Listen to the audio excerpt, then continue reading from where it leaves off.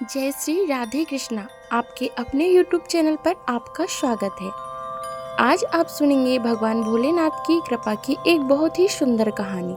बलिया के एक छोटे से गांव में राजू नामक एक लड़का अपनी माँ के साथ रहता था। उसके पिता अब इस दुनिया में नहीं थे। माँ बहुत बीमार रहती थी और उनके पास इलाज के पैसे नहीं थे। राजू रोज मेहनत मजदूरी करता था, कभी दूध बेचता, कभी किसी खेत में काम करता और फिर घर आकर माँ की सेवा करता। सावन का महीना अब शुरू हो गया था। गांव के सारे युवक कावड़ लेने हरिद्वार जा रहे थे। नाचते गाते बोल बम के जयकारे गूंज रहे थे। राजू की भी दिली इच्छा थी कि वह भी एक बार कावड़ लाए, लेकिन हालात उसे इसकी इजाज़त नहीं देते थे। उस रात उसकी माँ ने उससे कहा, राजू, भोलेनाथ से सच्चे मन से जो मांगो वो जरूर देते हैं। तू चाहे तो इस सावन में उनकी भक्ति कर, हो सकता है वो हमारी भी सुन ले। राजू ने माँ की बात को दिल पर ले लिया और राजू कावड़ यात्रा पर निकल पड़ा। राजू ने नंगे पैर बिना चप्पल केवल एक पुरानी धोती और एक सस्ती प्लास्टिक की कावड़ लेकर हरिद्वार की ओर चलना शुरू कर दिया। रास्ते में वो हर शिव भक्त की सेवा करता, किसी को पानी देता, किसी की मदद करता और हमेशा बोल बम बोलता हुआ आगे बढ़ता जा रहा था। कई जगहों पर लोग उसका मजाक भी उड़ा रहे थे। अरे, यह बच्चा क्या कावड़ लाएगा, खुद की देखभाल तो कर नहीं सकता और कावड़ लेने चला। लेकिन राजू सिर्फ मुस्कुराता और आगे बढ़ता रहा। फिर हरिद्वार पहुंचते समय जब वो गंगा जल लेने पहुंचा तो उसकी आंखों में आंसू थे।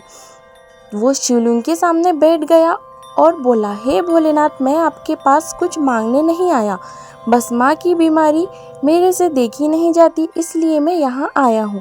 अगर आपको लगे कि मेरी भक्ति सच्ची है तो बस मेरी माँ को ठीक कर देना।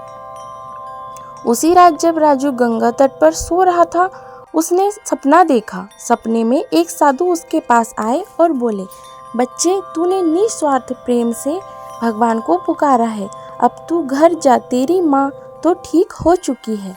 राजू की आंख खुल गई। उसने इसे सपना मानकर अनदेखा कर दिया, लेकिन अब उसके मन में एक अजीब सी शांति थी। अब राजू जैसे तैसे वापस गांव लौट गया। जैसे ही वो घर पहुंचा तो वो हैरान रह गया। उसकी माँ दरवाजे पर खड़ी थी, बिल्कुल स्वस्थ, और वो भी मुस्कुरा रही थी। माँ मुस्कुराते हुए बोली, राजू, तूने भोलेनाथ को सच्चे दिल से पुकारा और देख, मैं अब बिल्कुल ठीक हूँ। जब तू गंगा जल लेकर चला उसी दिन मुझे गहरी नींद आई और सुबह उठी तो जैसे सारी बीमारी ही चली गई हो।